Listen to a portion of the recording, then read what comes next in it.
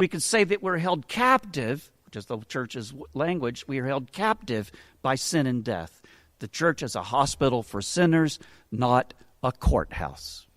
Not a courthouse. And, people see and read. Of course, in our culture, we will read legal language into the Scriptures when it's not there. So that any language that can be interpreted as a courtroom will get read into it. I've got some Reformed friends who are constantly trying to teach me about the courtroom. And I'm just thinking, it's anachronistic.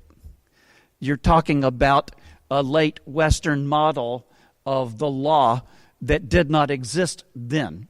If you read the word law in the New Testament and you think it means what Luther thought it means, you're wrong. He just didn't. And it's very good to read things in their proper context. So, in my second talk tomorrow, I'll speak about the problems of modernity for Christians. But I want to note at this point that much of what we see as problematic in the modern world has been created by a distortion of Christianity. And modernity is a Christian heresy. It just is. We invented it. We could talk about how that happened. It was an accident. Nobody meant to do it, but we did it. It's ours.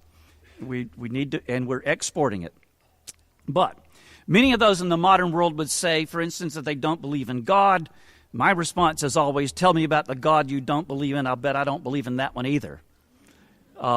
Modernity imagines that Christianity offers a juridical God.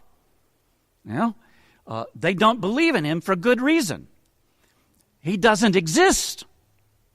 There is no juridical God.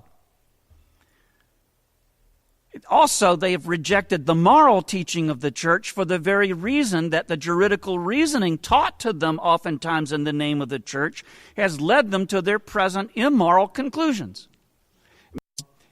The true tradition and the depth of the tradition of the church speaks ontologically, that is, in matters of being, but it has for too long spoke legally and taught the culture to speak legally. And you cannot derive Christian belief, Christian living, and how we live as Christians based on legal thinking. It won't get there. It never works. It fails. There's an emptiness to it, and sometimes even a 13-year-old can see it. And they reject it.